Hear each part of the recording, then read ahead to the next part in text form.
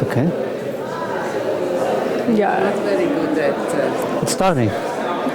Shall I introduce you?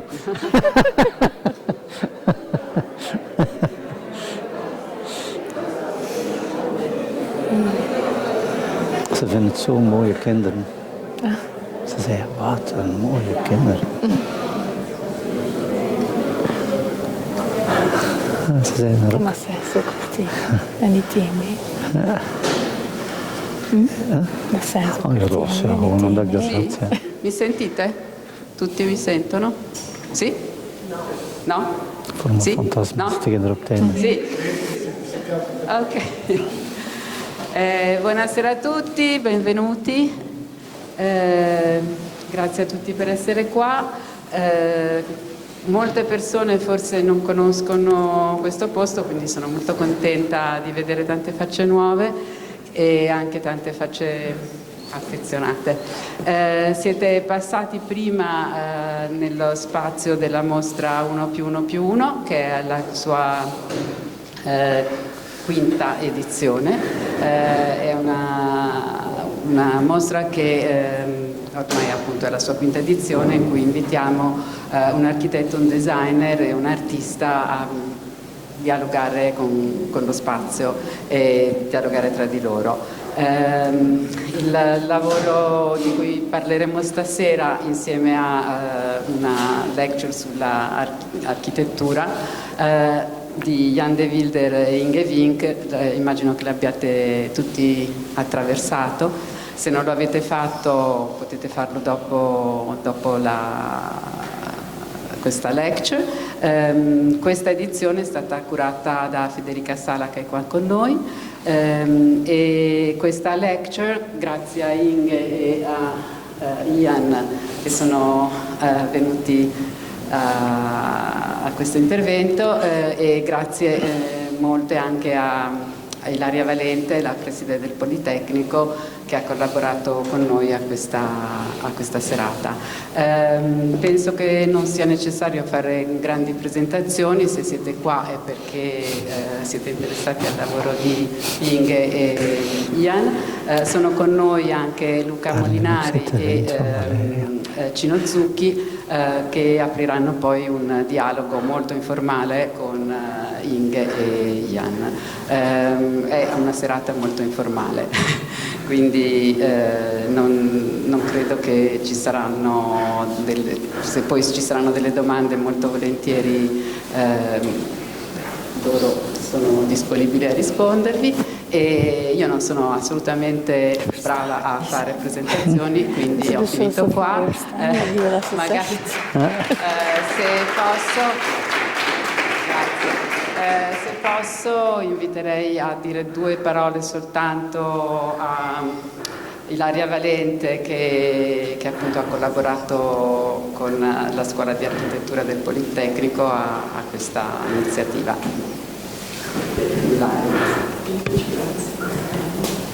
Italiano. Io direi in italiano. Io devo ringraziare prima di tutto Elena Quarestani e Federica Sala, perché in realtà il Politecnico di Milano ha fatto molto poco, direi niente, hanno fatto tutto loro, e grazie veramente, perché hanno dato la possibilità ai nostri studenti e ai nostri docenti di venire a vedere la mostra, che è veramente bella, emozionante, io credo, e poter avere un dialogo con Ian e con Inge. Sono anche grata a Elena, perché è stata un'occasione anche per me per rivedere Ian e Inge dopo diversi anni, e quindi grazie mille a tutti. Adesso a loro. Grazie. Grazie. Okay. Yeah. Okay. Good evening. 564 slides. First of all, and this with all thanks to the organization and all done with screens and everything.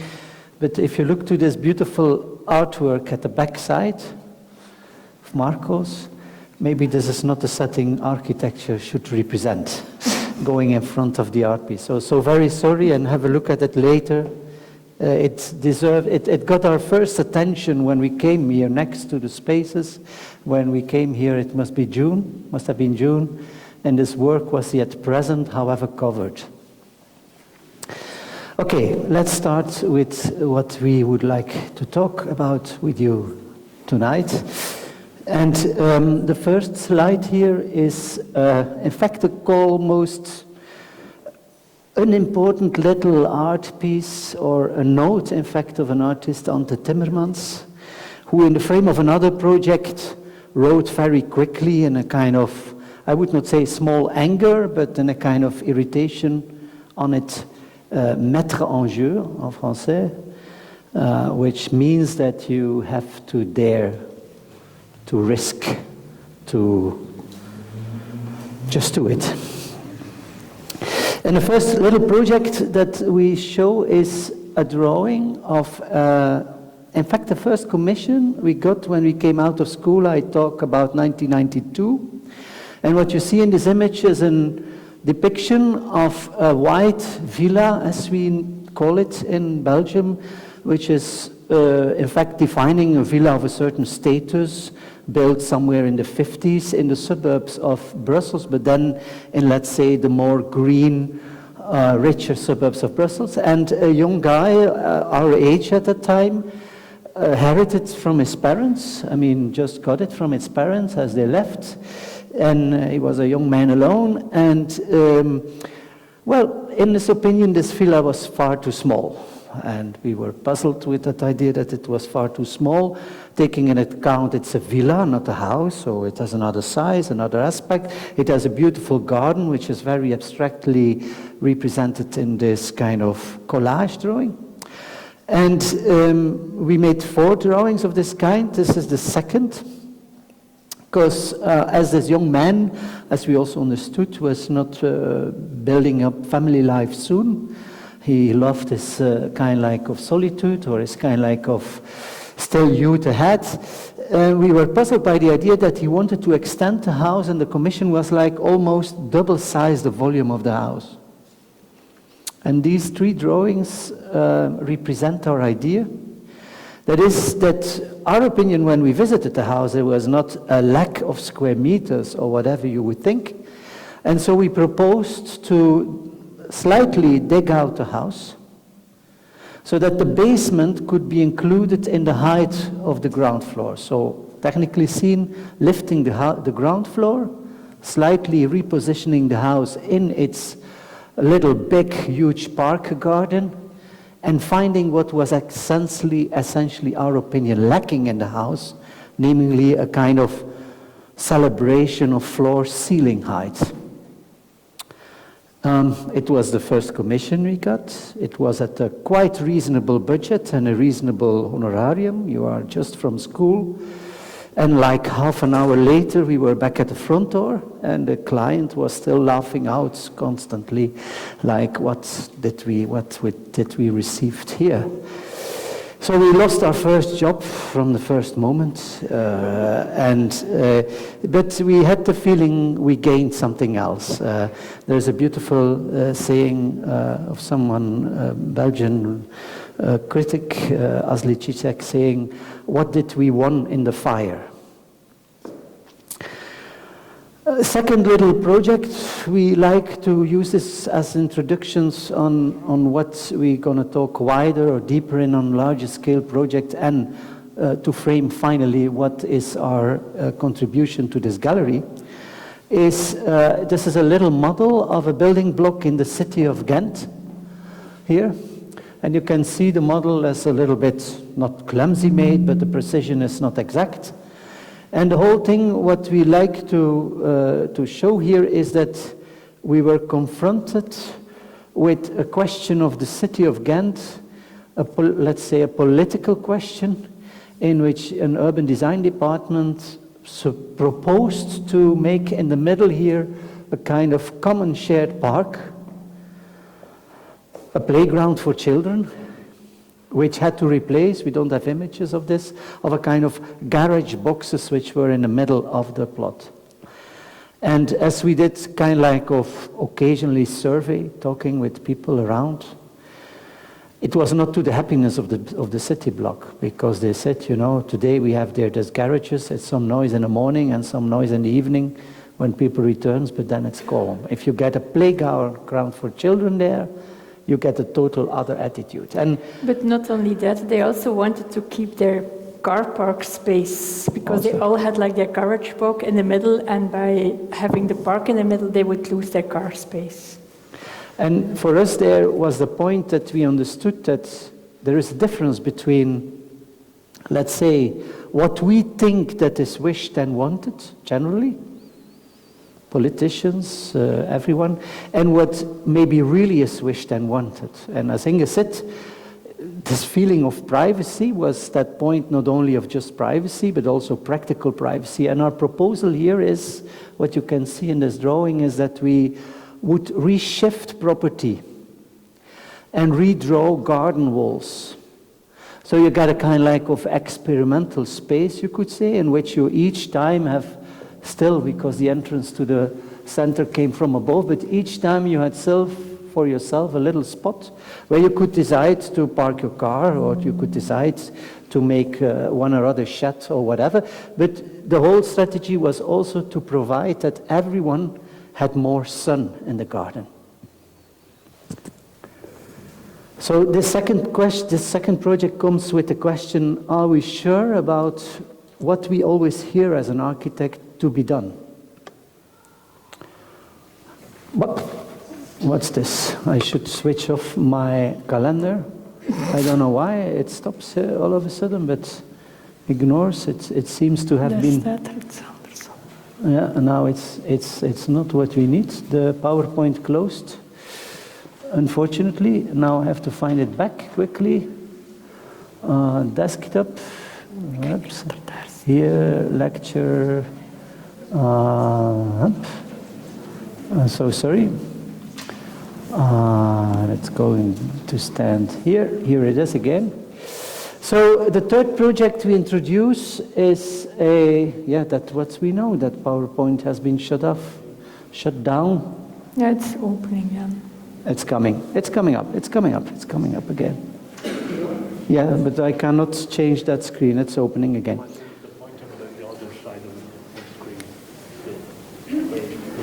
That you have a second screen now. Yeah. Okay. Great. Thank you. Here we are again. The third little project, well, not that little. Yeah, it's loading. And I'm going to put it on. Here it is again. I don't know what this is, but anyway, yeah. Some of you might recognize the Dutch Architectural Institute, designed and built by Jo Koenen.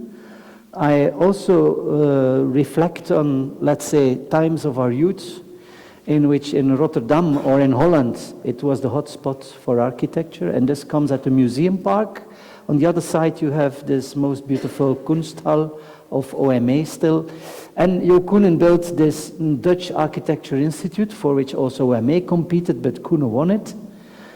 It's difficult to say, but of course, this is a building which is a sign of its time, while on the other side of the park, OMA's building is not a sign of a time, it's a sign of eternity. But anyway, it's another talk, another debate.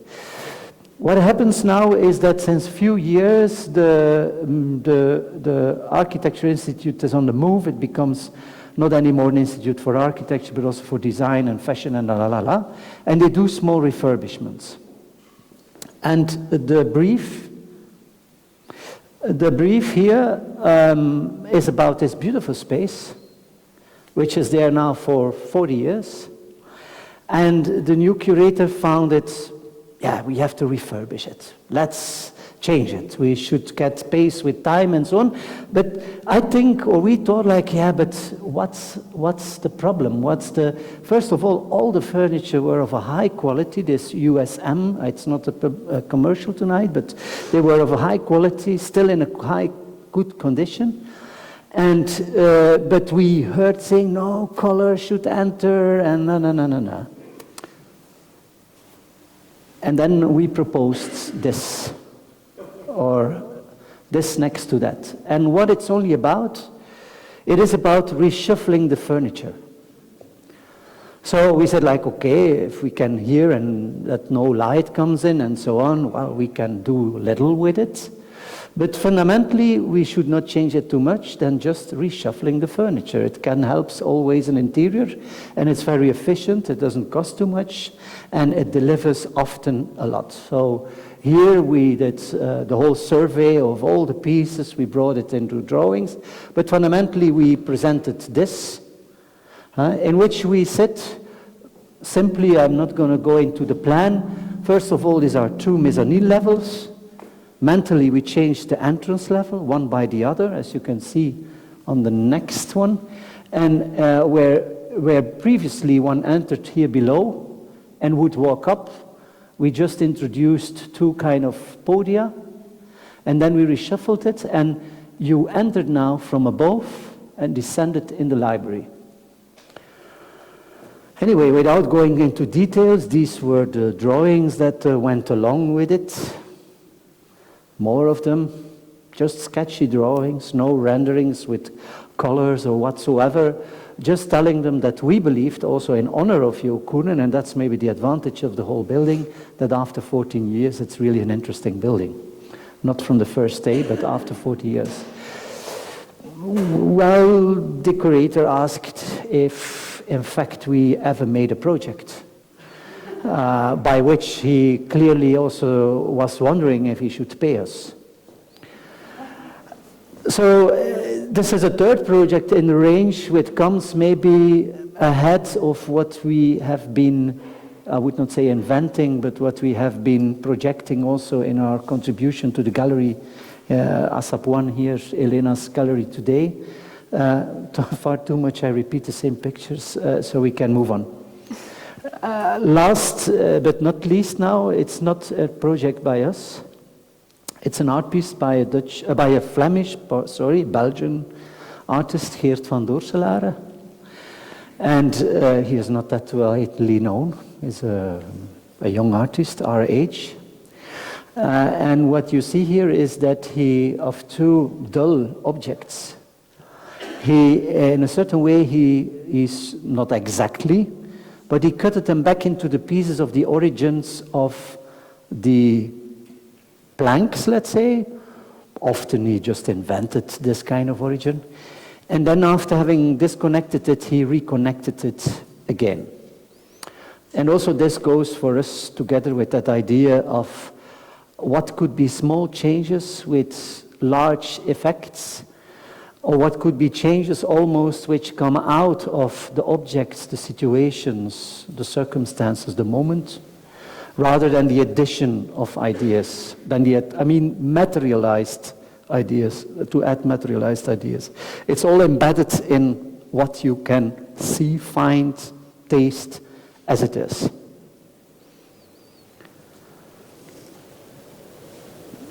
Let's say this is, if I'm not wrong, let's see the slide. Yeah, this is a kind of small introduction to some now real projects we like to present in the spring.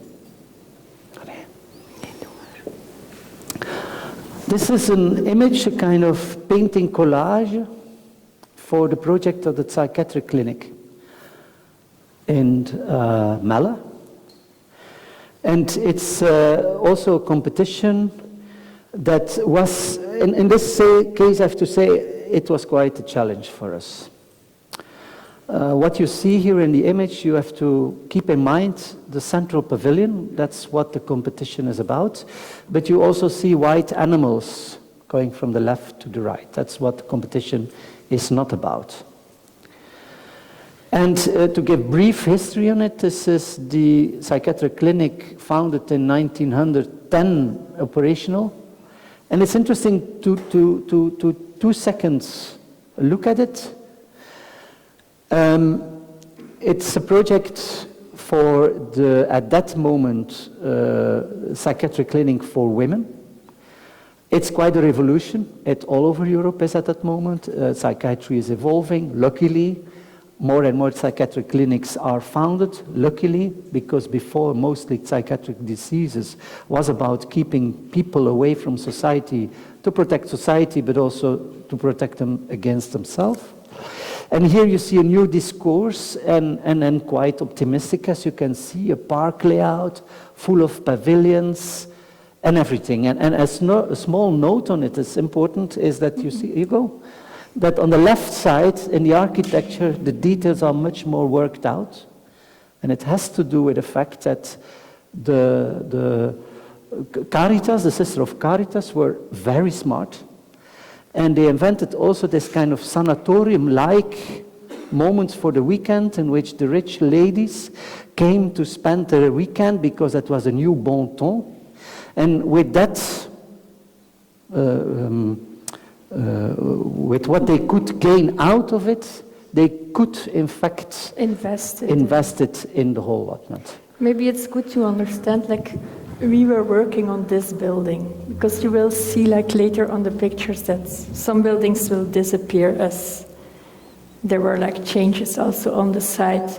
This is again like an old picture of how it used to be. You see already, like, in the back some new buildings and on the sides.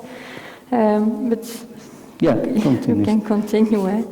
So the whole thing is that, and this is the basic model, that of course this was revolutionary at the time. Then came the periods of world wars, and after world wars one has new evolutions in psychiatric disease treatment, approaches and so on.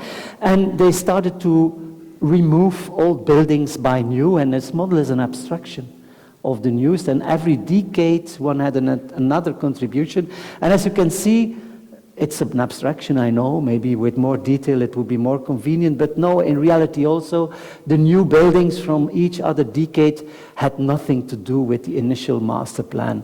They just went with the visions of that time, and so on and so on. And there was, this is the original status of the building. So what happens is that a young director, our age, came in 5 years ago, and they were demolishing this pavilion because it was out of use. It wasn't needed anymore. It couldn't cope with any regulation or actual norms. So the solution was always to abandon them. Yeah, that's what you see here in the model. If you have been looking to the picture before, you see already that some of the old buildings are gone. So little by little, they were demolishing all the old buildings as they assumed like they could not use them anymore for the new regulations and things like that. But the new director, he found it like kind of a pity, and that's when he invited us to come along, because when they were doing the demolishing, they found out that there was like amiant in the building, so he could gain like some time to think about it, and then he organized the competition. You see here like a lot of pictures of the other buildings, which is in our interest here is like all the extensions, all the old buildings, they had kind of a winter garden, and during the competition brief, they asked us to think about the building itself, but we wanted to take it a little bit larger, as there was like the park and all those old volumes, and we saw like there was like no connection anymore in between the old and the new buildings. We wanted to reconnect the sites, so we made this observation of all those outsides, kind of winter gardens, canopies, and other things, and we wanted to enhance it a little bit more by reintroducing those canopies and by painting them white, or those winter gardens, and make the connection by doing this in between all the buildings. So the new and the old buildings, they get all of a sudden like a kind of a connection. So this was our first reflection on what's happening on the site. That was not the question of the competition. The question of the competition was to think about what can we do with the old building, and they were thinking already ahead for us. They wanted us to make a kind of like a square. If we would build, or if we would keep or work with the building, that was up to us. So we could erase the building also, but we found the building like it was, without a roof, so they started already demolishing the building at some point. And we wanted to keep it like we found it, because we found like it's interesting, and we made like a kind of a layered square.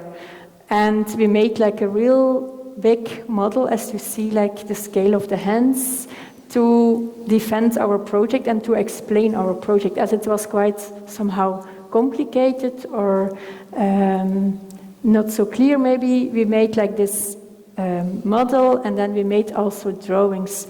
What we did was just taking out some floors to make connections in between the different levels of the square, let's say, because I don't like to talk about anymore about the building, because it is of course still like, you have the feeling still of a building, but it's not a building anymore as it is completely open. So this used to be, you are going very fast for me. So this used to be the building like you see. There was like also this canopy winter garden like type. At a certain period they closed it, but it was really the space where people were staying. Again, like the demolishing part of the building. So we reinstalled somehow the winter garden in a different way, and we did it like at this side, but also at the back side, as we didn't want to make like a front and a back anymore in the building, as it should become like a square. It was like, for us, it was important to have like the accessibility from all sides. And that's what you see also happening in the windows. We opened the windows on the ground floor level all until the ground floor level, so that people can enter freely the house or the square. And then the other thing we started to introduce were like those greenhouses, so that they could reinstall in a different way also themselves, or that they could like see the square also in a different way. And that's also what you have often on a square, is kind of a kiosk-like place where you can organize events. Here you see like this picture, you start to understand that they were like also like doing demolishing parts already. They went in with a small bobcat to do the first demolishing parts. We just restored those moments where they had been intervening already, or where structurally it was needed. And we did it like with those concrete blocks, just to show what we have been doing. So like for us it's important, like in a building there is always like an evolution, so people are reusing and redoing things. What you see also in the building, like those, they have been introducing during the time concrete steel beams. So you see or you feel in a building also history in the building. That's what we see also here in Elena's place, that there is a history, and people are using buildings in a different way during the life of a building, and we wanted to show it. So that's why we introduced like a new material, let's say, to understand it. So the green steel beams, they were there, we just painted them green. So we are here in a greenhouse. We also introduced like the lighting from the all over space, so that you feel that it's part of the park life. And we introduced gravel to have the impression of a square. And at the inside, we just took away all the plaster, all the tiles that were available, just to make also like kind of a whole part. And we introduced a tree, because on a square often you find a tree just to gather. Some extra notes on this is that, as Inge introduced with the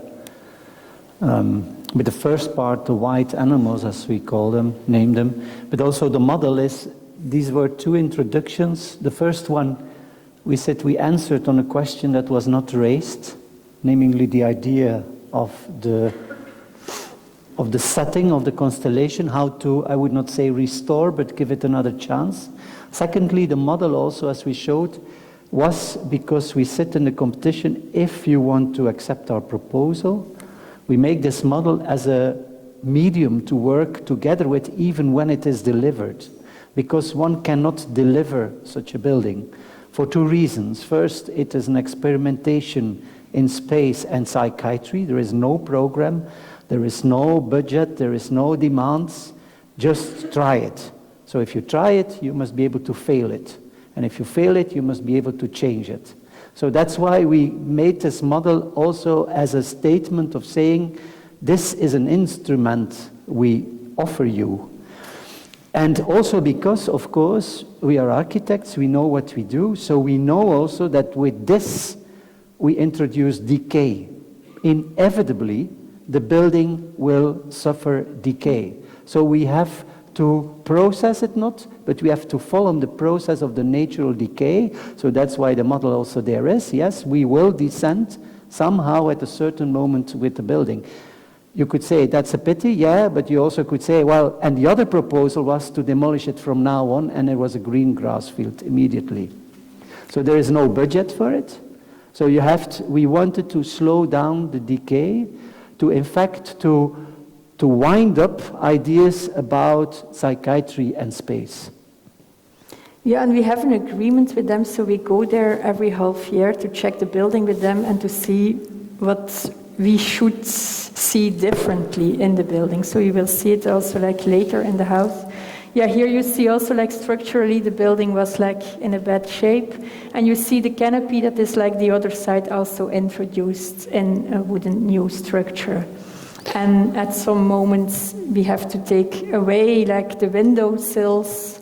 But at that moment, of course, you have to help the building that it's not demolishing too fast. So we introduced also those, we call it clouds, to just keep it more or less in a good shape, let's say. And what I like very much nowadays is that they see those kind of elements that we have been introducing as the scars, and they use it even also for the treatments, so that scars can be beautiful and people should try to live with scars because everyone has scars in life. One is here as an architect confronted with a language or situations you are not used to. So no program, no budget, no nothing, just the idea that space, and that's fundamentally true, space and psychiatric diseases in many cases are related to the feeling of space. But just as an architect, try to understand that. We are raised with standards, we are raised with concepts, and in a certain way you can't fit it. And for example, at the start, at the beginning, however we knew it would come, you find the building often empty. And as an architect, you say, wow, we should organize something. There should be a summer school, there should be this, there should be that. And then the doctors say, wait, calm. You know, even different from, let's say, the usual clinic, the psychiatric clinic deals with really specific diseases person per person. Even if you could catalog them in a kind-like orders, still it's person per person. And then you discover that you see there one therapist along with the patient for a while, some longer, some shorter, or sometimes you see a drawing class or something, but all very humble and all very simple. And then you see even people not daring to enter the space, even though it's open. And then one of the advisors around said, that's perfect.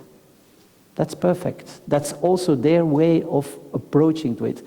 The nicest thing, as Inge said, is that we got some witnesses later on, and that's very difficult to understand as an architect, the symbolical meaning of architecture, the personal interpretation of architecture, that a mother of a friend of my son reaches to us on a reception on something totally different and saying, I was so happy, I've been there 3 months, that I every day could walk to that building.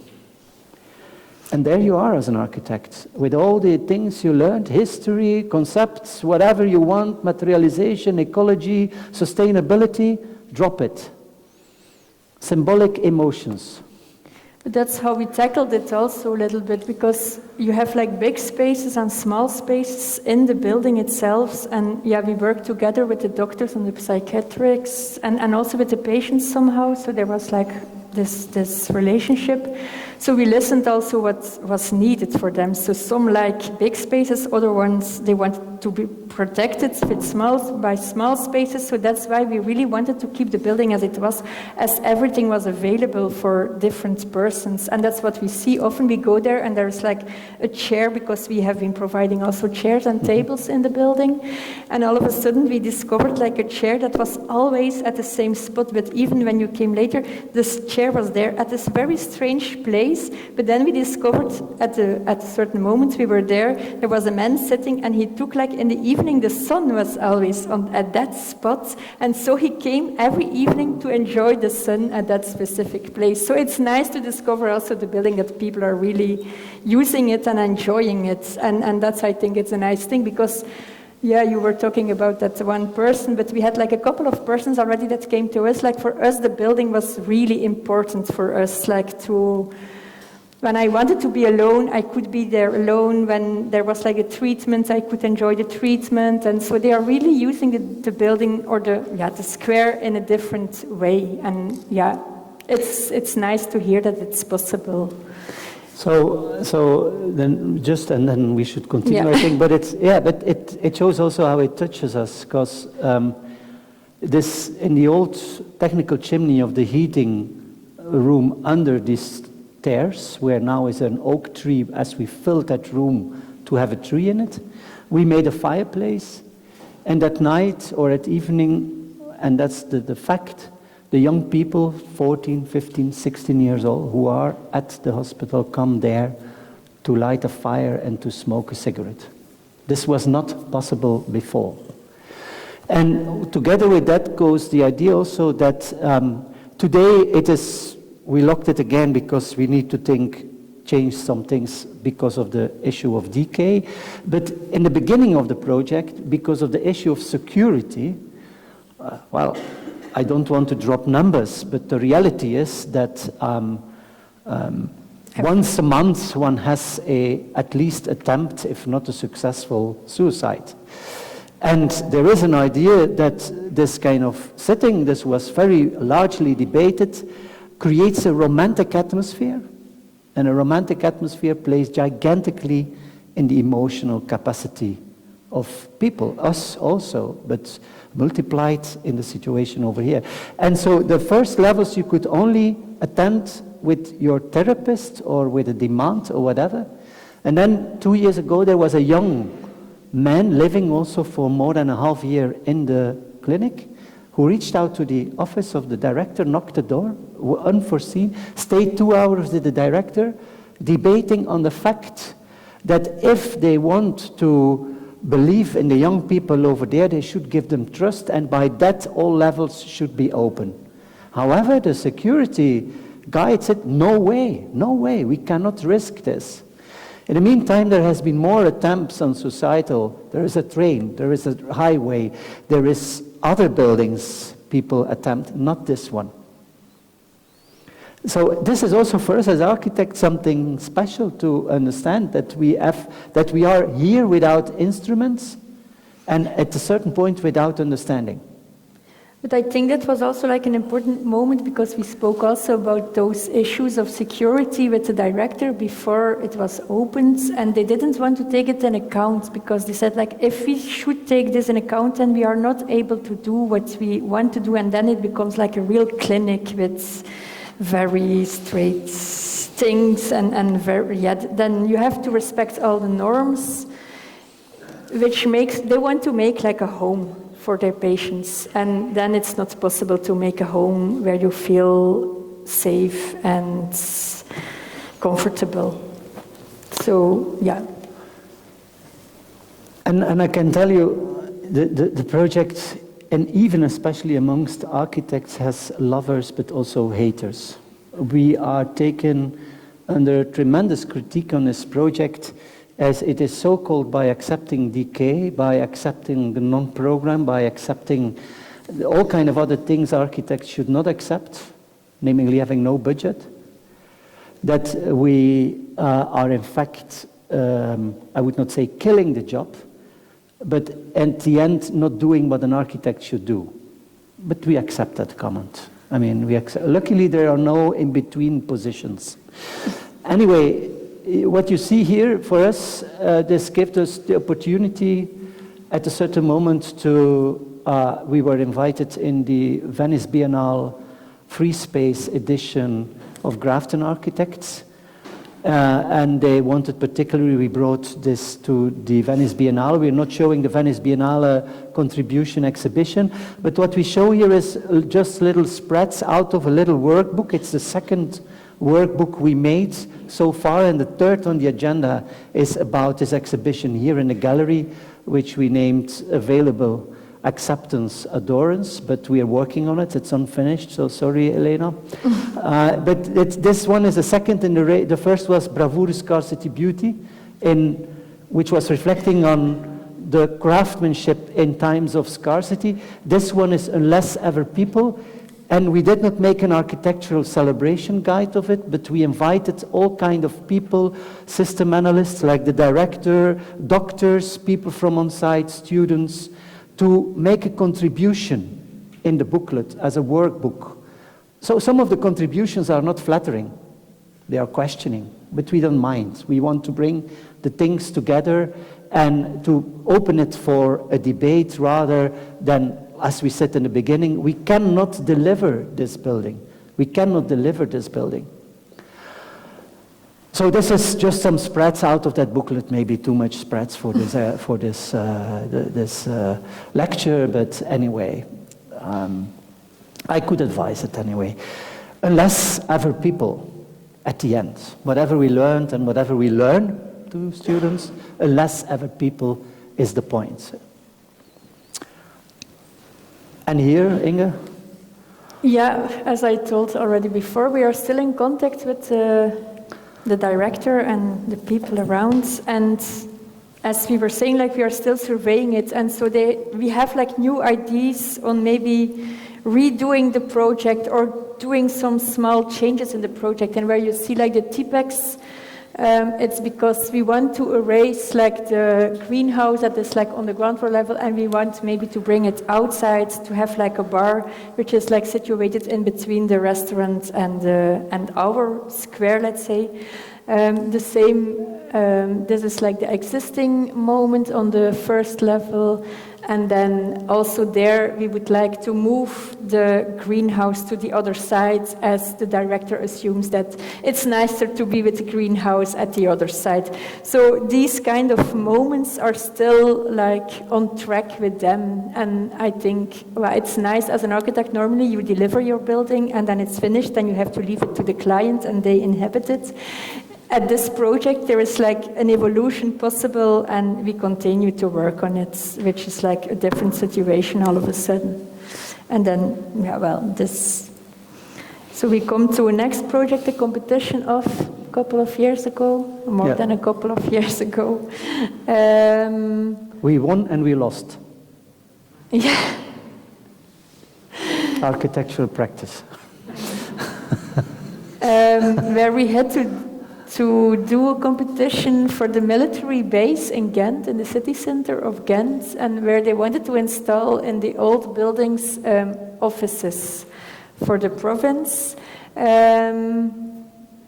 where they expected us to demolish half. To demolish and to build like a new building. We were not so sure about demolishing those buildings because they have like a character, and they make like especially this big space, which was like the place where they had to, I don't know how to call it. The Paradeplatz. It was a military kaserne. So that was like really like the character of the place. So we wanted to more celebrate that part of the space. So we decided like to make like a new ground floor level, let's say, and to connect the four buildings to each other, and to make like a new circulation for the office spaces from out of the Paradeplatz, so that the Paradeplatz was used in another way again. But you see, it's like a huge block. We have also like housing proposals to the next. But what is important for us is like, what we dare to do there is like to be critical again, like with the brief of the competition, and to just think from out of the space and the buildings that are available there, and to start from that, to re-see the things and to do it differently. So we take out, in the existing building, we take out floors just to make like connections, but that's almost everything that we do. The thing to know is that this building was qualified by environmental services, and they are right. It has been built by pieces of another citadel building, which is history of reuse, we believe. And we won this competition in the frame of the Bouwmeester projects, this kind of competition projects in Belgium. And we won it because we were not fulfilling the expectations of, let's say, demolishing half site, as they didn't believe that you could make nice offices in it. But as everything was about ecology and sustainability and whatever, we said like, yeah, but okay, you can call it neglected, and by that to be neglected, I'm not sure about it anyway, but you can work with it if you find a way. So this new ground level at level 1 made that people just had to move one level up and down to find each other. It was also connecting everything in a nice way, waving like you can see in this drawing over the Paradeplatz.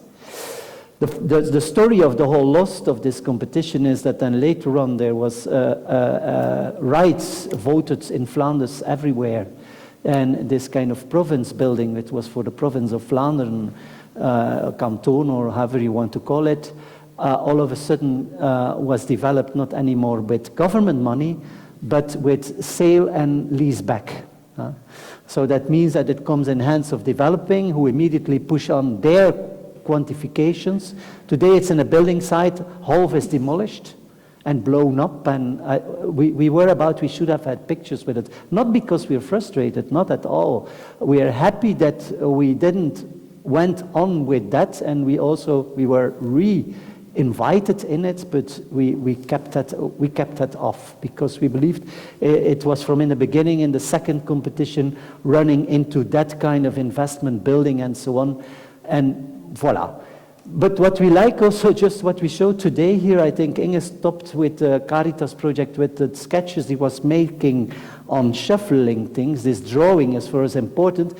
And also in these competitions, we were the only one who made, can we maybe move back to this kind of still handmade drawings, not rendering shit and all this kind of things, just straight drawings, how it was and what it is about, which was very much appreciated, except by the developers, of course, who brown-wash everything, and that's a sign of a time, I think, in the facade. So we should not learn this at school. Hit your teacher when you start to learn these things. Nice thing about this drawing is that you could say, this is possibly this typically architectural first conceptual drawing. No, it's a drawing of a collaborator of us the last night when he was printing the booklets, and he got bored as he had to wait constantly for the printer. Waiting next to the photocopier. So when we arrived at the office and the booklets were all printed, we said, you have to add it on the cover, this one. So I mean, let's be honest, don't take it serious. Voila, having said that, can we go to that quote? Sorry. This is to us one quite important quote of we wished, and then we are very pretentious, that we would have written it ourselves, because we cannot compare ourselves with the person who wrote it. It's Francis Alice. Francis Alice is an artist living in Mexico City, raised as an architect, Belgian architect by origin. And he, of course, and that's why we are double pretentious. First, we would imagine we could invent it ourselves. Second, we apply it in architectural thinking where it comes from a total other scale of thinking. But anyway, we dare. Sometimes doing something poetic can become political. Sometimes doing something political can become poetic. I mean, before I read it, I was never thinking about combining the two words in one sentence. Hepsike, everything all right? I know I also fell down my chair when I was reading it, so don't mind. So the thing is that this embeds such a beauty but also such a task. How can you be political and at the same time poetic? Or how can these things all of a sudden coincidence with each other? And we brought it in front of this project, which is a second project of tonight. I don't know if you still have time, yeah? Okay. It's a project for the city of Charleroi, and this is an image, it's a competition. We won, and it's in full execution, happily. And this was one of the images in the competition brief. So to give brief story, you have to know Charleroi. There was, back in the 60s, 50s, 60s, 70s, quite an important belt of heavy industry in Europe, which from London over the south of Holland, entering Belgium, Germany, Ruhr, and everything, going to north of France, which was a very heavy industry, which evoked, of course, richness, economy of a well-standing type. And what you see here is a photo image taken on a building of 66,000 square meters tall, looking to the landscape around Charleroi, which is significantly changed by the industrial activity, all these little hills, how it's called again? The coal mines? The coal mines? No, the terrils, it's called, which are residues or of mining or of metal industry, significantly changed the landscape. But what they built here at the end of the 60s is a 66,000 square meter building of 3 stories high, floor to floor 9 meter. You would not see it when you look at it from this side, but this has to do with the fact that we are in the above city. And it's in fact smashes itself between above city and below city and disconnected totally. And it's in the middle of the city center because we are now having this image from the bell tower of the Hotel de Ville, of the townhouse. And they built it, it's a huge building, but they wanted to represent the steel production in Charleroi, so they wanted to come out and to be proud of it. But when the building was finished, the steel started to collapse, so Charleroi, all of a sudden, they didn't need the building anymore, so they just used it a couple of times, but not where it was made for. It has like floors that can have a weight of a couple of tons, because they wanted to integrate trains in it and things like that. So you have also like the scale of the building is out of. Yeah. It's not a human scale, I would say. So it's very strange to be there in that building and to discover how... It was symbol of power. Yeah. Power that collapsed after. And then comes that, like now, what are we now, 2021? 2014, now Charleroi and all this belt is in fact under European consolation. They get money to recover. It's one of the poorest regions in Europe. And they got money for all kinds of things. And one of the projects that the European Commission wanted to support was the, however, strangely, renovation of this beauty. But they give 35 million euros, and if you would want to renovate it totally, you need like 120, 130 million euros. As you can see, it has huge spans, it's something of engineering, it's a beauty itself, almost never used. So the point was, the competition brief said, well, we have 35 million euros, we understand we don't have enough for the whole building, so let's focus on the central part of the building, as you've seen on the image. That image was from a building site moment. The central part, which is the lobby space, that's what you see now here depicted. 12,000 square meter, another 12,000 square meter big.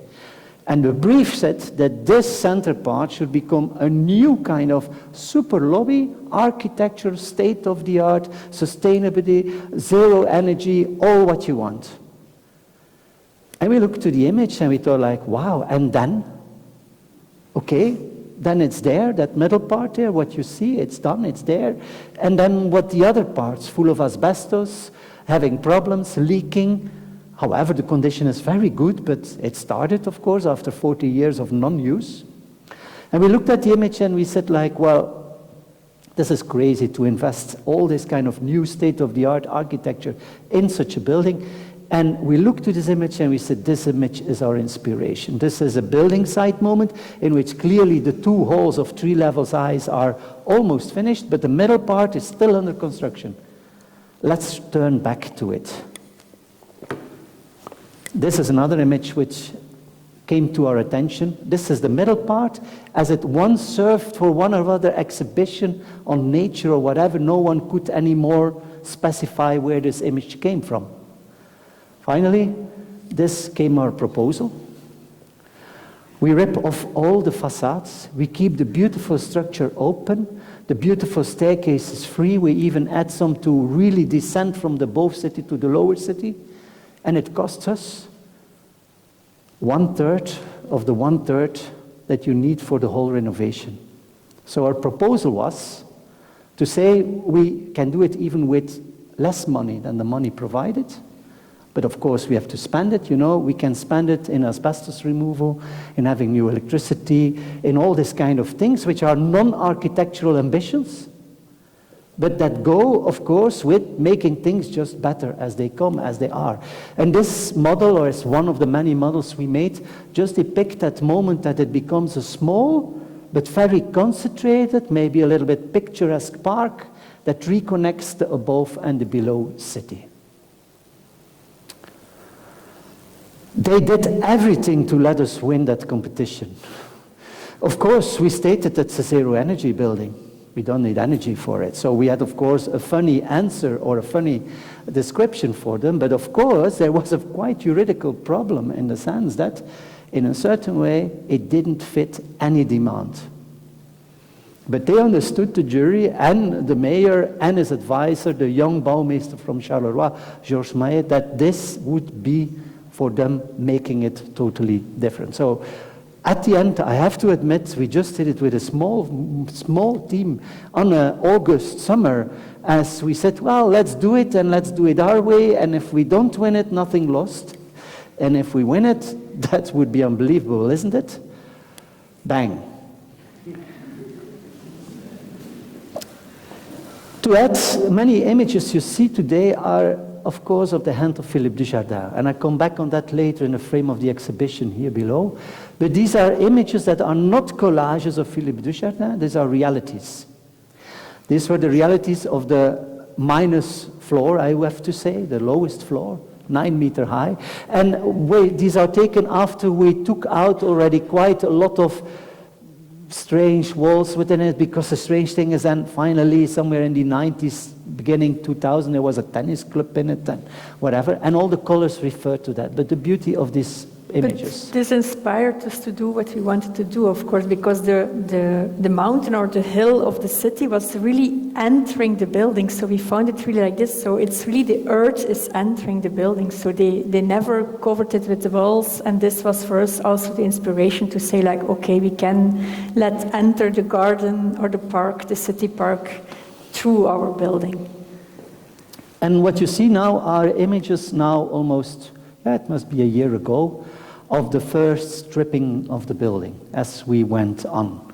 And yet from the very start you started to see the really reconnection with the other side of the city. So we like to show these images because the power of demolishing as a power of, let's say, I would not say designing, but a power of action towards a different future. And the fact is that as again, I don't want to politicize the things, but this fact that we realize that for 1/3 of the price of yet a budget, which is 1/3 of what you need, delivered us quite a lot of credit to the city and to the European Commission involved. And we managed to do all asbestos removal, and we are on that very much. And we took it as a sign of our only action that all what we touch would be painted white. Why white? For different reasons. First of all, as we of course started to strip the building, we needed to protect the concrete. Here we are back as architects. You have to stop carbonization.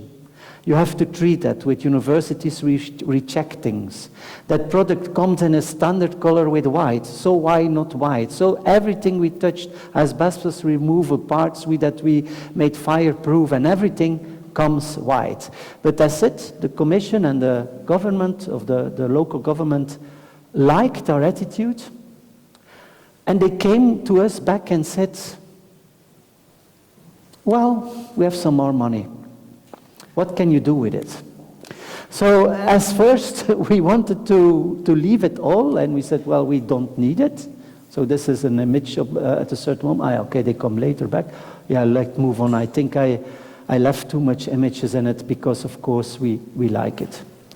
The thing is that as first we were intending to not add anything anymore. However, the more budget that came along, because we wanted to stay correct with what we want. Secondly, they gave us a program of a congress hall which will be placed in it, and we made a very dull congress hall. No ambition, nothing, boxes, done. I'm not going to show you this, however, I'm quite proud of it as it doesn't express anything. But what I wanted to say is that we took also the chance to say, okay, maybe it's the moment to catalog the colors available in the building and to reassure them in the building. As first, we loved the colors and everything as it was and it is, and we'll keep them as it is. But now, as this budget comes another interesting concept we wanted to participate in is the idea of maintenance. Maintenance is something that helps us to keep the things longer standing. So the beautiful colors, however, with all their traces, but now also free to open air, we started to reflect on the technical capacity on it a bit.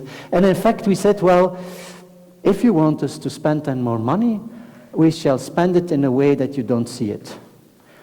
Well, you will see it, but we will use it in a kind of not rethinking the color code, but really capturing the whole color code of the building and assure that it comes back in its future appearance. Simply as it is, simply as that. It was not an easy one, and that's why we extensively cataloged and came out, because combined with these protection paints, some paints needed to be on one side free to the air, on the other side not. So we really had to puzzle to get everything. I can't go into detail as we don't have another 2 days, but we had to really get precise with it. And these are, I like to show because I don't want to give the impression, and that's very important, at the end we are architects, we're making things. So we technically should understand everything deeply what we are doing. Like in a psychiatric clinic, accept the decay and start from that point and not being against it. The same with this here, accept what it is and what it could be, but introducing also methods of maintenance. So you can move on it. Sorry, Inge, I put too much of this thing in it. I thought I dropped this one out, actually. But okay, next. Yeah, but the PPT went down. That's the point. The PowerPoint went down, but I didn't save the changes that I did ahead. Okay, no problem. So here you are. This was, let's say, almost a little too conceptual, my opinion. So happy with the color schemes that come back. And these are some tryouts. Next. These are some checkouts. And then after this one, this is the last tryout. We're now entering into the actual status document by Philippe Dujardin, must be now 1.5 months ago. Yes, 2 months ago almost.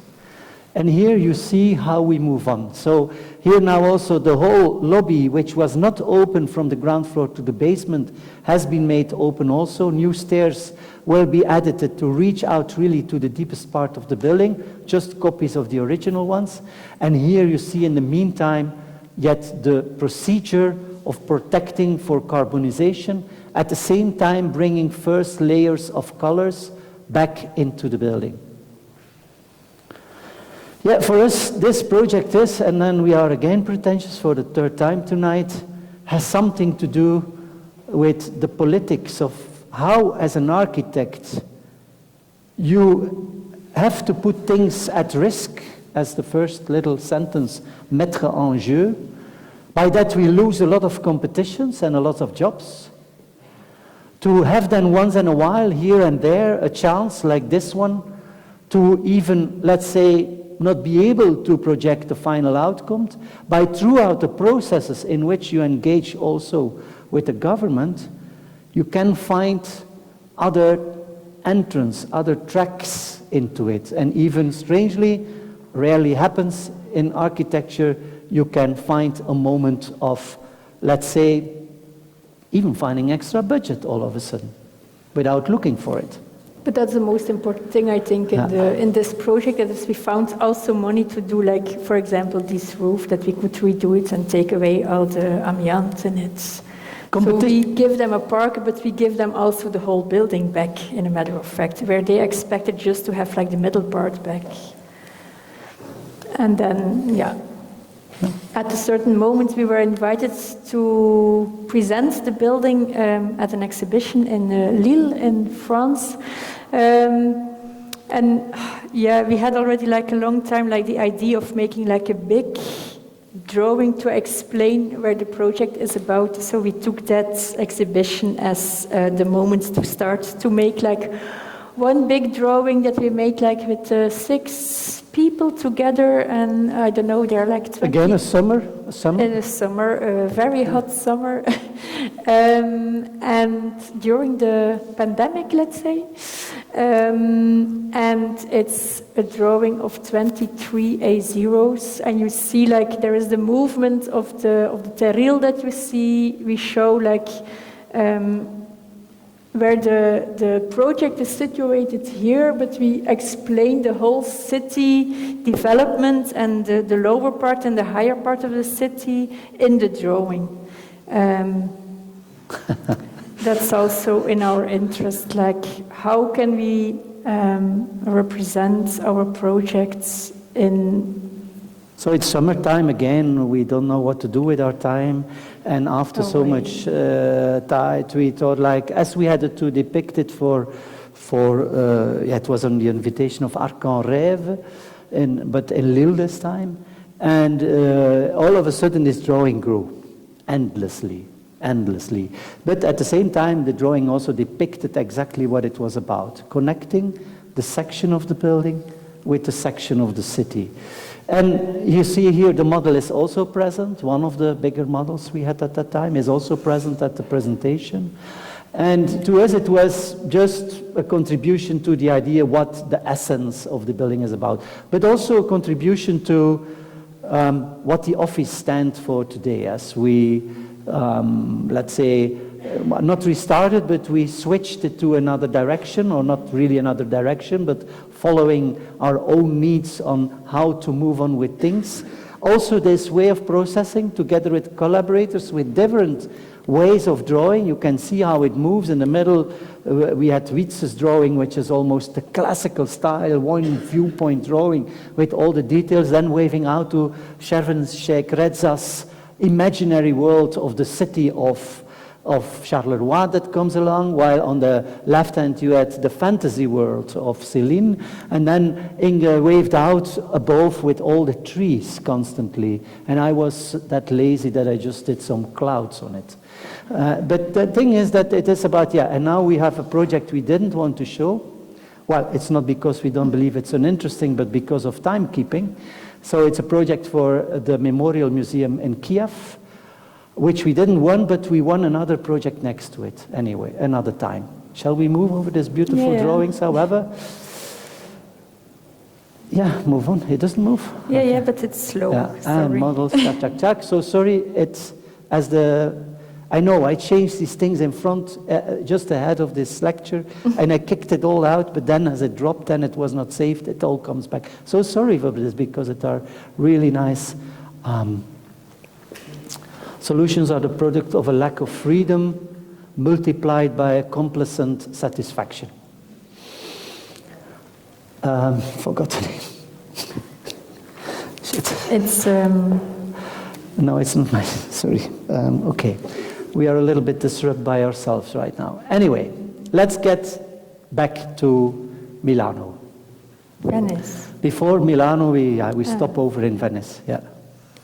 So this is the Belgian Pavilion, in which we were invited to be curator in 2016. And what we showed there was Bravura, Scarcity, Beauty, which was a reflection on making in times of scarcity. And we showed our ideas based on 13 projects, I think, of other architects, of which we should have wished to have made it ourselves, but we didn't. Many people said, well, how possible you're curator of the pavilion and you don't show anything of yourself? Well, we said, read it as humbleness, but on the other hand, it's not about ourselves, it's about an idea of thinking. However, we were present ourselves. What's the little story? This is the Belgian Pavilion as we found it. Brief story on Belgium. We are Wallonia, we are Flanders, Brussels in between, so we are a French and a Flemish community, and we have two different cultural ministries, and each other year we just switch without commenting. Without commenting. So what happens is that when you go in March to visit the pavilion, you always see the traces of the one before. And then the first thing they say to you, we're going to paint it all white, you don't see it anymore. And we said, wow, yeah, why? That's not too bad, okay. In a certain way we don't need it, but maybe we can change a little attitude. This should it be normally. And this is what we did. We overpainted all the surfaces, all the traces, and we did it often with one layer too less to cover it completely, or we made a glossy paint on it to just give it a kind of shimmery effect and so on. So from far away, and depending also on the light of the day, you don't see it too much. But then when you are there, all of a sudden you could say it's badly maintained. It's badly repaired. So as many people said that we were not present, we were in fact present all over the pavilion, but we even not explicitly mentioned it. And this comes, I think, connects to what we are or where we are today. All the ideas I had connect to this, but it's now a pleasure to just talk with you quickly, briefly, but with a lot of pleasure and proud about what we have been realizing here. So I color the story a little. When Inge and we arrived here in June, in fact, let's say almost the first time, because before everything was on Zoom, we came here and Elena showed us the space. She said something like, well, yeah, sorry for all the things, and yeah, but that's the space I love, but on the other hand, maybe we should change it because, yeah, it's not what a gallery space, normally white space, but on the other hand, I love it, And we said, yeah, okay, but that's it, huh? That's it. It stays. And this is our contribution to the show. So we saw 6 columns, which without these little rooms we made around it, they are just there. But we made white rooms around it, so you can go in these rooms and hug them, and look at them, and all of a sudden see them independent from the space and discover, I hope, but no problem if you don't, but at least Inge and we discovered beauty as it is given, as it is available. And just the 2 white corners are scenery enough to let that understand. Acceptance, it's available. This was our point.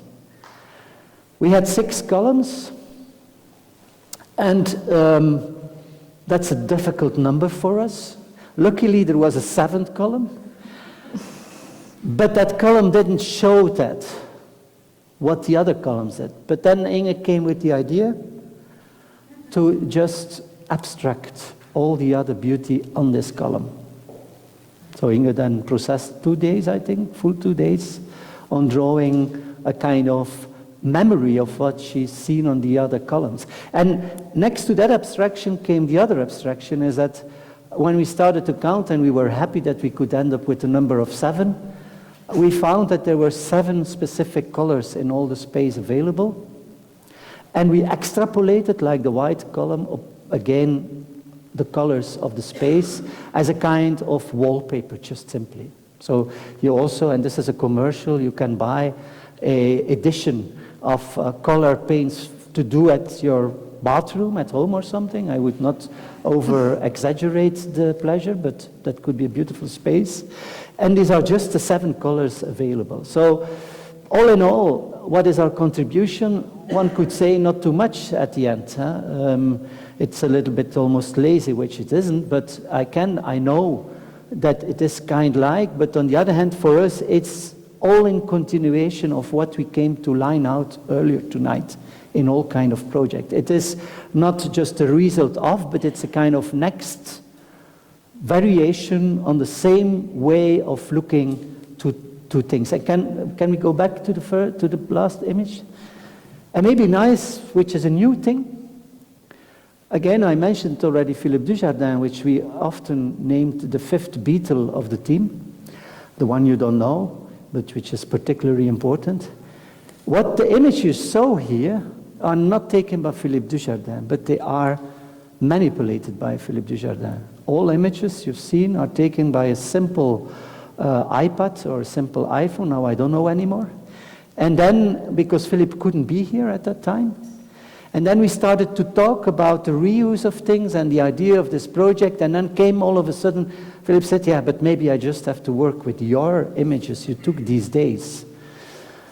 So I don't know yet where it will take us, but we were very fascinated with Philippe together again, also for him out of his field as photographer of such a kind, of such a level, I have to say, to discover that there is something technically possible with reworking images even more and differently as what he was yet on track with, to be continued.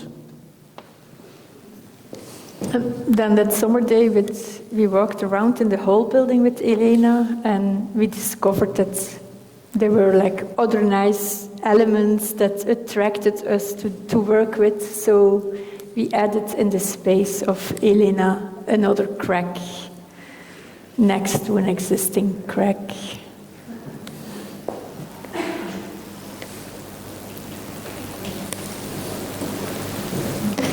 If you compare Inge's drawing capacities and mine, but we did this we did together, it at the end. right? Inge corrected or continued them in a better way, honestly. What do we do? Do we continue or do we stop here? Because, I don't know. Yes.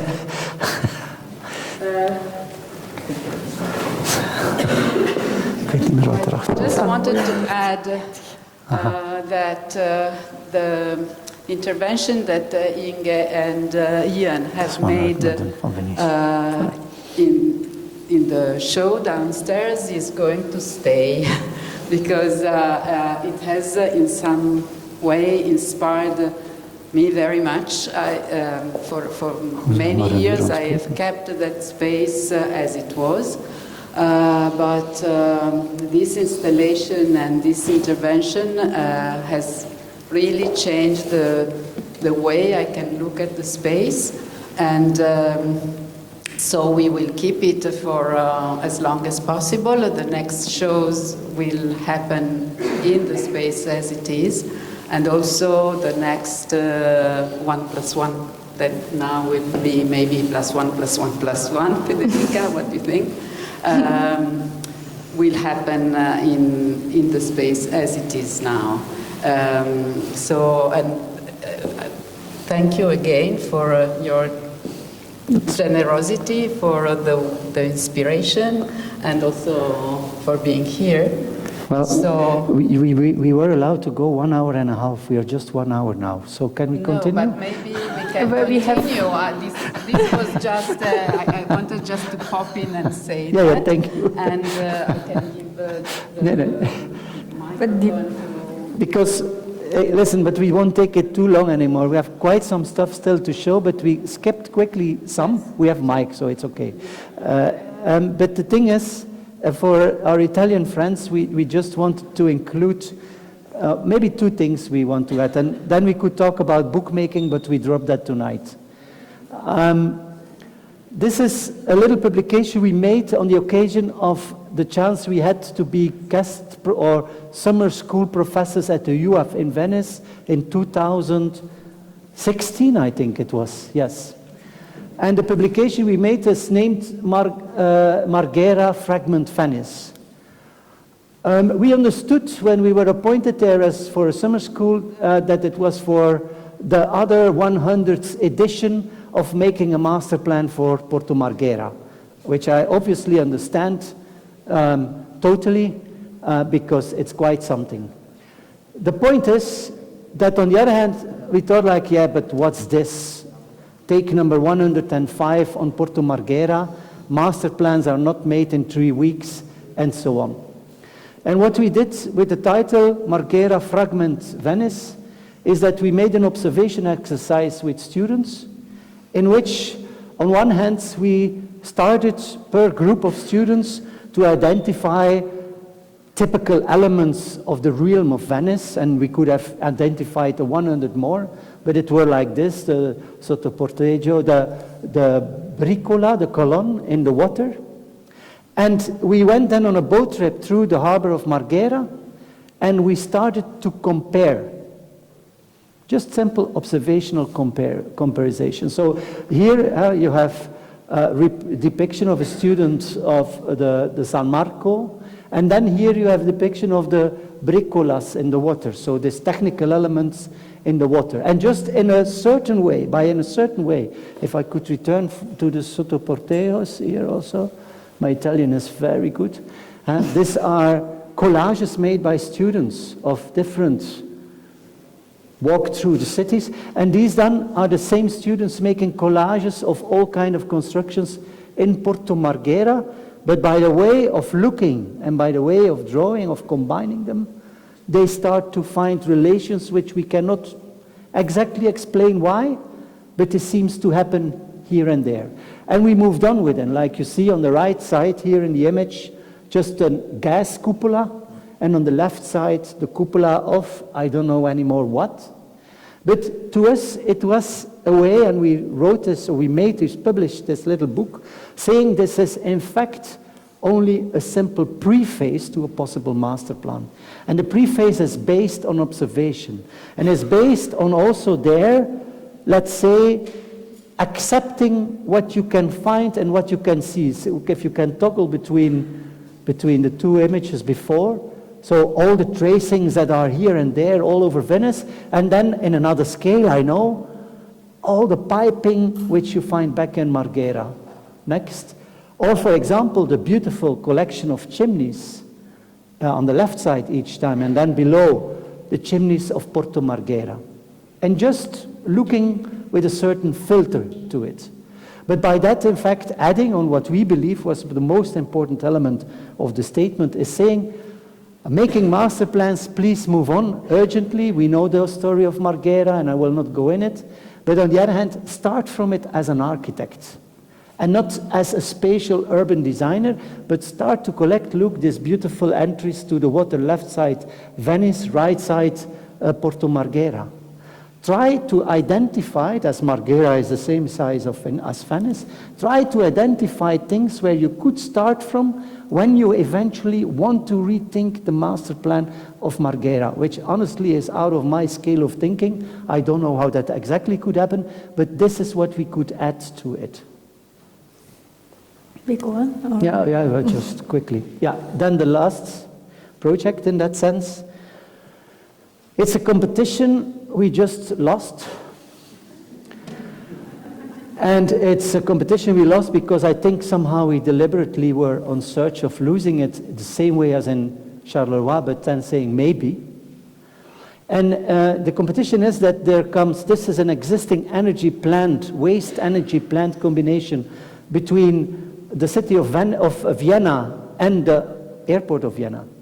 And the competition was about designing a facade for the new extension of this energy waste building.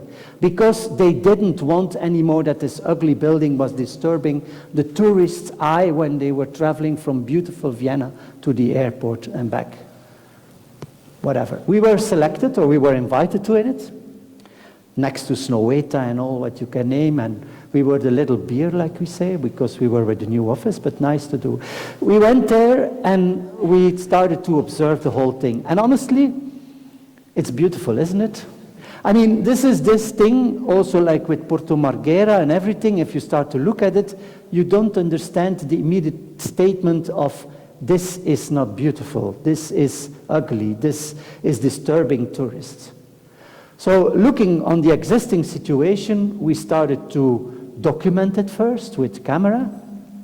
And then we made this proposal, which was about next thing, to say let's do just exactly the same as it was. So how did we proceed in that? Next slide is that we had to deliver 2 A0s. These are the 2 A0s, maybe next.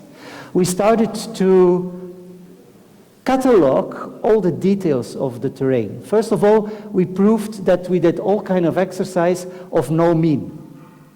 We even tried some of the other colleagues in it. You can find them maybe back. But more interesting for us was that we started to document all the details.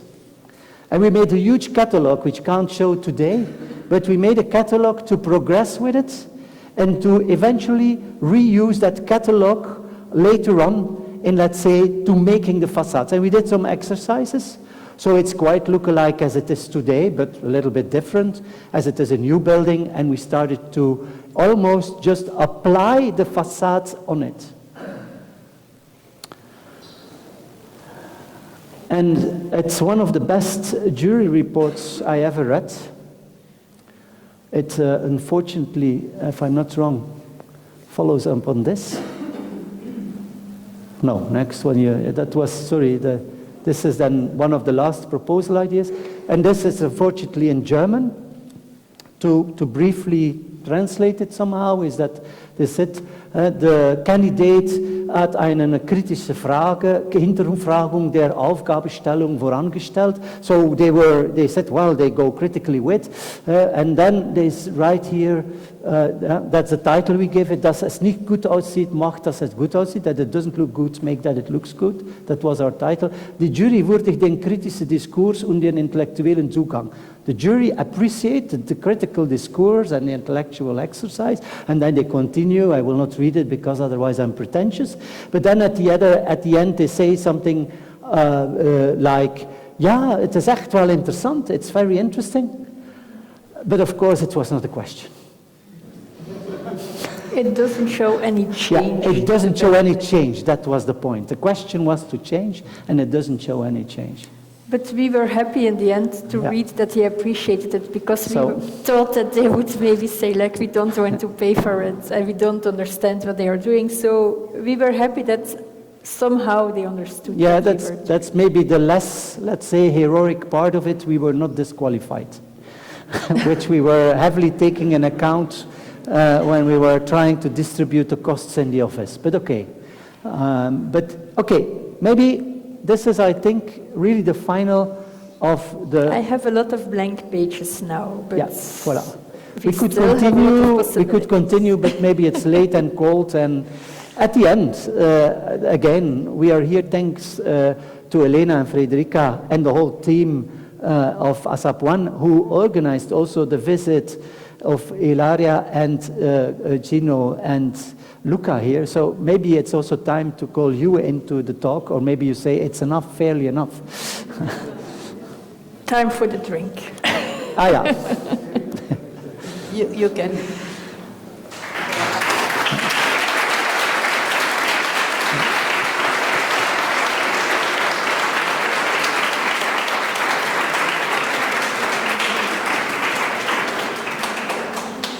So I give the gelato to...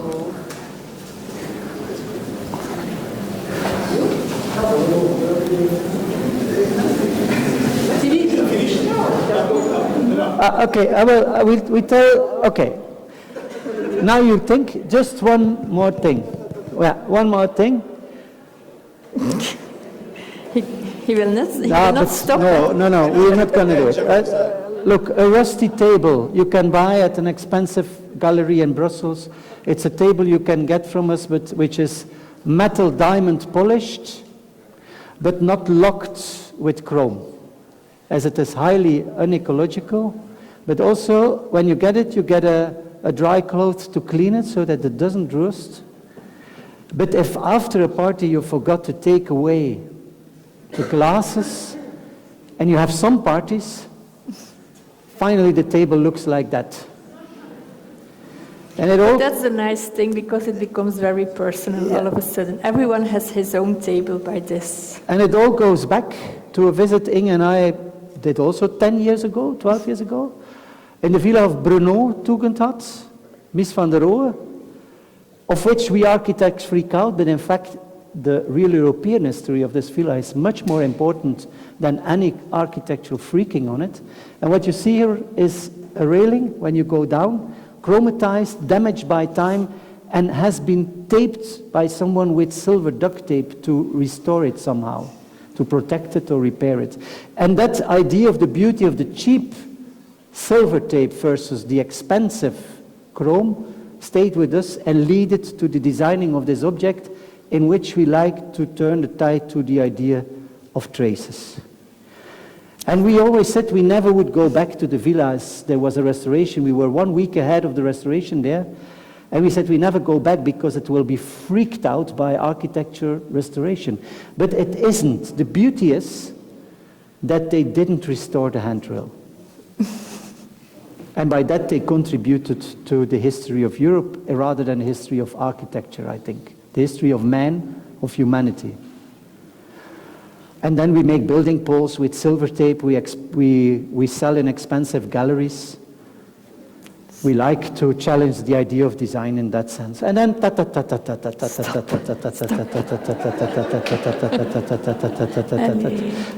but now it's really you, huh? No, maybe last thing. Form. The point is, where are we now? Yeah, I lost it. It goes too quick. Cha. Yes, thanks. That's a good one.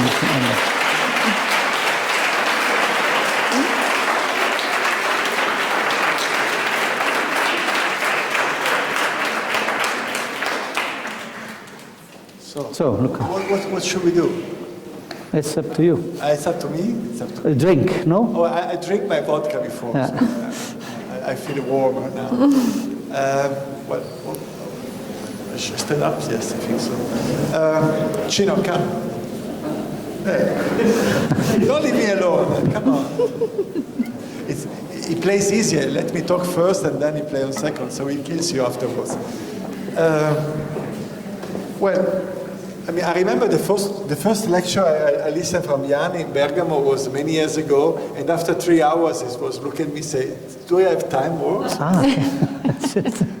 Because he used to bring his PowerPoint like hours, so till he kills the people, he was keep on going. So you are getting better, I mean, after... No, by the way, there should be so many things to say that, I think it's what we saw was so powerful and so interesting to me because it's deeply coherent with what you are doing since I met your work for the first time 15 years ago. So it's being poetic and political for me means being coherent in terms of what you do continuously, no? And what you ask to reality. And to me, what amazed me is that every day you are looking for let's say the wonder of existing life, no? Wonder in everything. And to me it's fantastic because to fall in love with places is one of the goals of being an architect today. And to fall in love with places and using the design process to let the people experience it afterwards in the second, third, fourth life. I think it matters today, no? Because it's one of the correct approach in the 21st century, no? When we move from the functional man to the emotional man. Finally, man is not anymore just a function, just a number, just a function and form, but is a human being living in places, living bodies and breathing and exchanging with them. And so what you're doing is using architecture to explore it, no? The fragility, decay, is part of everyday life, and I think it's finally, it's not just painting white, but it's bringing out as a part of a poetics of life, which for me is so deeply important, no? To bring us back to be human being and to feel places not just as something to restore or to refunction, finally again to be more performative now again, but to feel the bodies of architecture as something that we need to deal with. So I think this is very important. This is what you did here below. I mean, when you say honestly, isn't beautiful, isn't it? For me, it's your quote. I mean, it's the way you are looking to fix. And for me, it's something that somebody should teach everywhere, no? To bring people feel in love with the places they cross every day without looking at. No? So architecture is a way to make our way of looking to things better and more aware, more conscious, more in love. And then if you do that, you generate a narrativity, an exchange with people that let people taking care of places. No? It's a way for me to use architecture to rebuild communities. And I think this is the real political issue of being an architect today, to bring people to fall in love again with places. No? Since after 1 century of anesthesia, it seems that people doesn't feel anything. No? So I think that architecture has such power to work with wonder, which I think is a serious word, which is for us is meraviglia. To work with meraviglia again is a way to bring us back to something that we lost in the past century.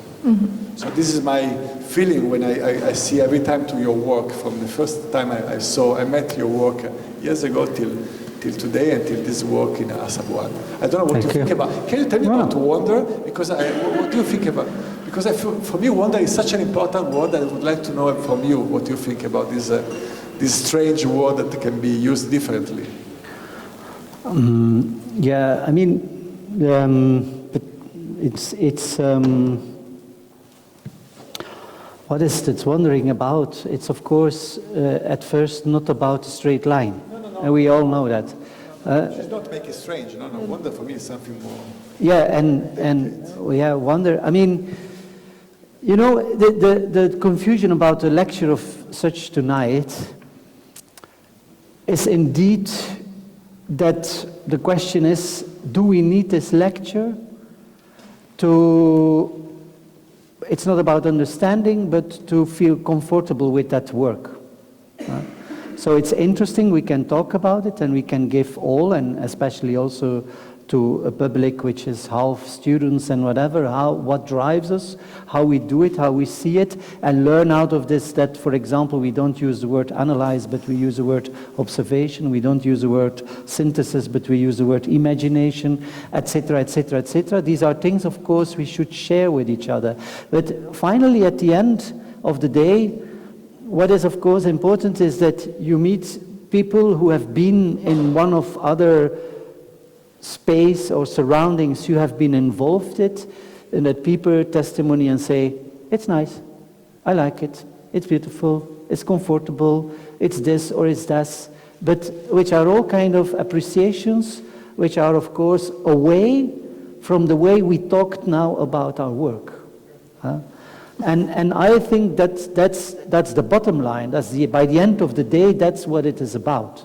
Of course, one could question, how could we reach that point? And there we, and still every day, discover that when we just look aside of the focus in the periphery, when we look aside of what we believe it's all about, strangely you meet other things, other peoples, other moments, other occasions, and so on. And that is maybe not the recipe, not the menu, or not the receipt to do the things, but still there we are in a more and more, on one hand, relaxing attitude, like we feel comfortable with doing it that way. However, doing it that way is not a matter of comfort, because it's in fact every day trying to look again differently to the things one knows or one feels or one sees. Next to that, I really want to emphasize, our buildings do not collapse. They are well insulated when they need to be well insulated. There is no rain draining inside, whatever it is. So this is, of course, we are not artists.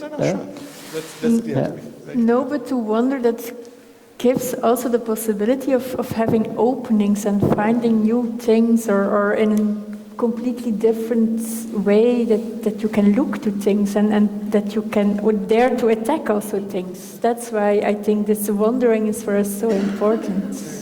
And also like taking even step backs from our own projects and then wander again to what we have been doing. Like if we make those drawings afterwards, it's also like just to be like, what have we been doing, and what does it bring to people or to ourselves? Or so that wandering is a constant thing at different moments of the projects we are working on.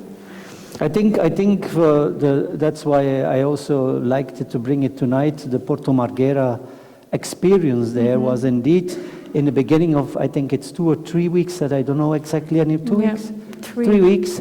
But we have to think about a master plan and so on, which the word master plan is an undebatable instrument of architectural thinking, and I'm not always that sure about it, honestly. But that's another talk. But the thing there was with students also is, let's just relax on it for a moment. Let's just relax on it for a moment. And don't go on the boat to Marghera to say like, what the hell, we have to solve this. And saying, well, no, yeah, maybe, yes, of course, we have to solve it, but we can't do it in, Rome was not built in one day, or was it? So, I mean, the whole thing is that our attitude, or like the last one also in Vienna, is to just take, and it doesn't take long. Just a moment more relaxed on it and restart from that outlet. Architecture today, also in teaching and in the evolution of the last decades, the last 15 years, and then differently the last 20 years, has become a real point of proof. You should prove your concept.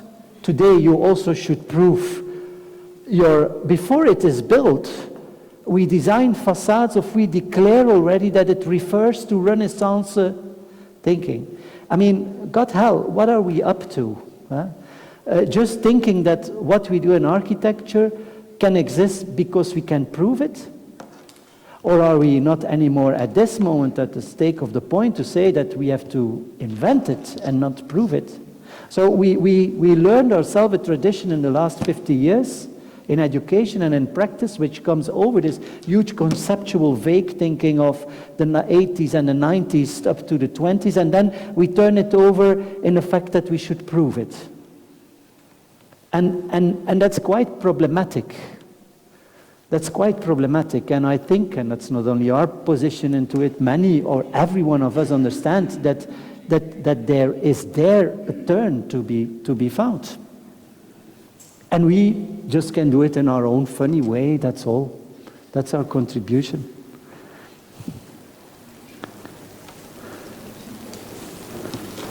Can I use some soundtrack which reminds me of your lecture? The last 8 minutes. I don't know if it's too long, but I'll put it in the background, but I have to find it. Uno.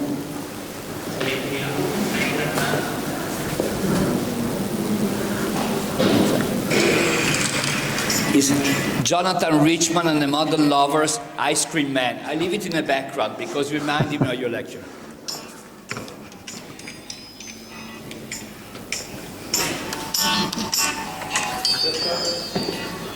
Okay, so I don't have any specific comment, just your lecture just lighted up some strange analogies or ideas, okay, in me, so it's not a comment. The first one is a phrase by Paul Valéry who says, I hate extraordinary things, they are in need of weak spirits. In a way, today, you have ordinary things and extraordinary things, which you could say the show business, you know, Libeskin is as an opposant. When you did the work on Marghera, what is fantastic about it, that you made a parallel between Venice and Marghera, And Venice is always opposed to Marghera. There's ordinary life, and then there's Venice, you go to Venice.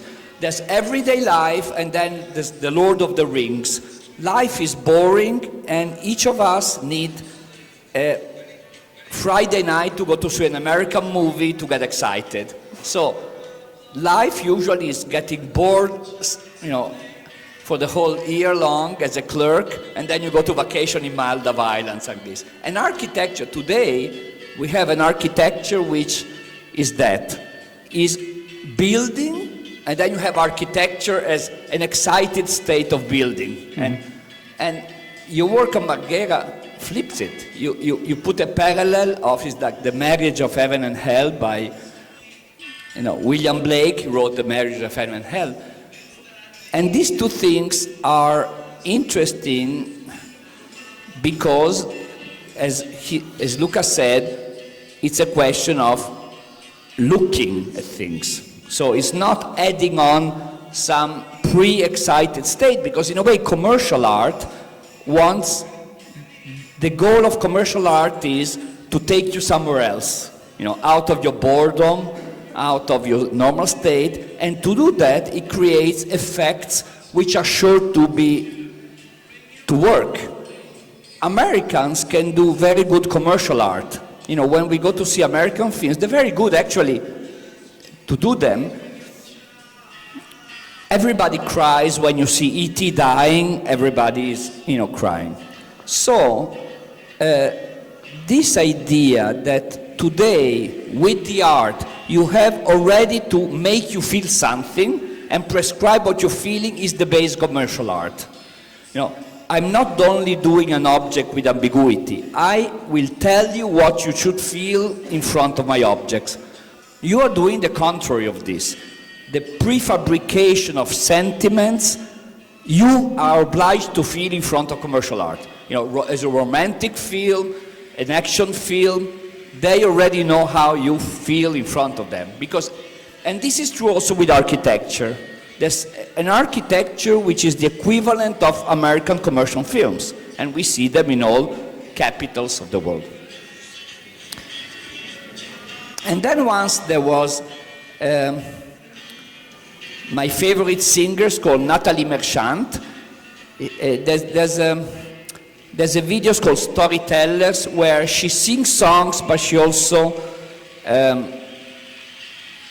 tells how she wrote the song. And she says, next song is called Life is Wheat. I wanted to use this banal, even abused word, life is wheat, to see if an artist adding something to it could stop the obviousness of this. And then she says, as Jenny Holzer with her videos, she repeats banal phrases to give them new meaning. This issue of looking. So on one side you have a construction which carries its embodied sense and feeling. On the other one is something which is ambiguous in a way, because your work is ambiguous. It's not prescribing the viewer to feel something, and in a way creates some sort of displacement also, but this displacement is a little bit straniamento, I don't know how you say it in English, estrangement. There's a level of estrangement in what you do. And if you quoted, when you said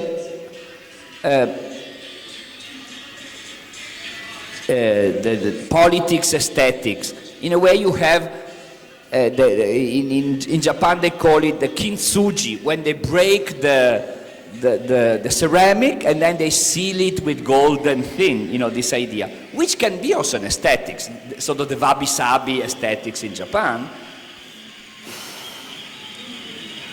And then you could make the question of Flemish and Dutch, speak Dutch, but it's a long story. But there's a book which is called The Embarrassment of Riches, which is a sociological book about Dutch society, not Flemish society, in the Golden Age, about some kind of understatement.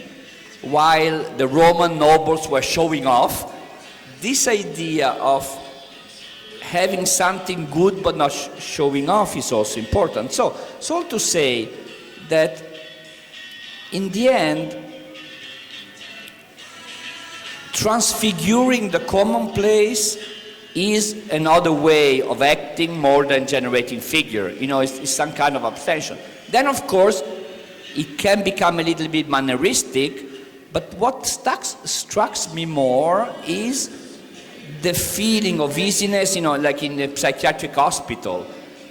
There's a danger of pauperism, something. You know, I recently went to see Lacaton Vassal, Palais de Tokyo, and I was there, and I was looking exactly at things like that to say, what is the limit of, you know, in a way it was a very, very, very important project in the history of renovation, you know, maybe also with some analogies of what we do in Lacaton Vassal.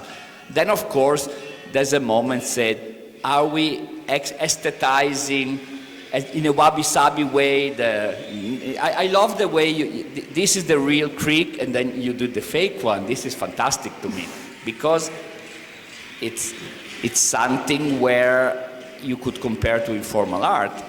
And what is the moment where, I mean, do we find that beautiful? You know, the line which is there like that is like a Marcel Duchamp when he did the thing. So when is the point where arte povera becomes a manner? That's the only danger in us, is that we are a rich society which will aesthetize some kind of pauperism. On the other side, we are revealing a state of abstention which let people think what they want.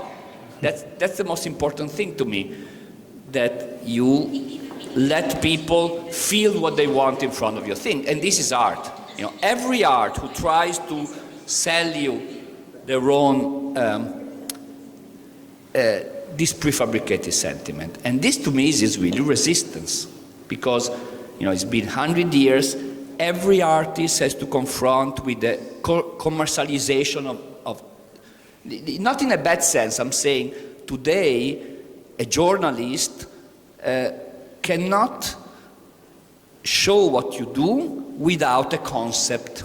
No, all in a way, the famous artists like Damien Hirst or you know, all these people, they're not famous because they're good or bad artists. I don't discuss that. They're famous because it's very easy to communicate the concept. This is also for the Bosco Verticale or other thing. Independently from what it is, it already contains its own comunicato stampa, its own press release. So you lose competitions because what is your concept? And people are not able to clear, even if your idea is very clear, they're not able to tell you what to do. It's very difficult to do a press release on these things. But this is what we are grateful to you for. No? You save a space for all of us.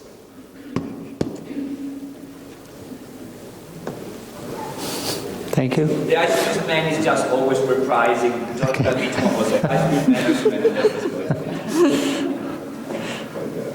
Okay. There's some question from you that you are freezing.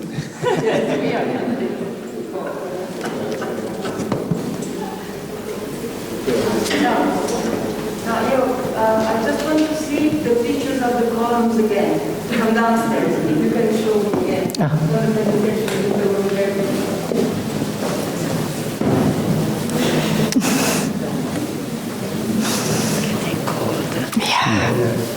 Thank you much.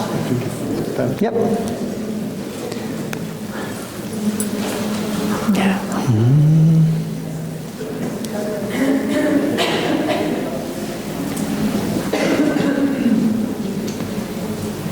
This one?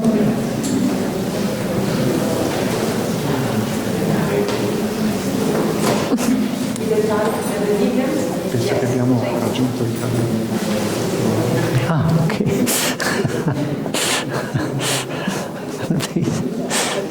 Okay, thank you.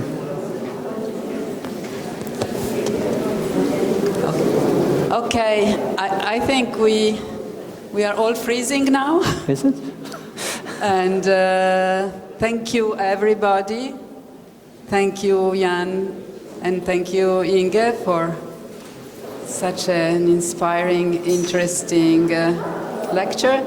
And thank you to Cino and Luca and Ilaria as well. So it's time to go home and have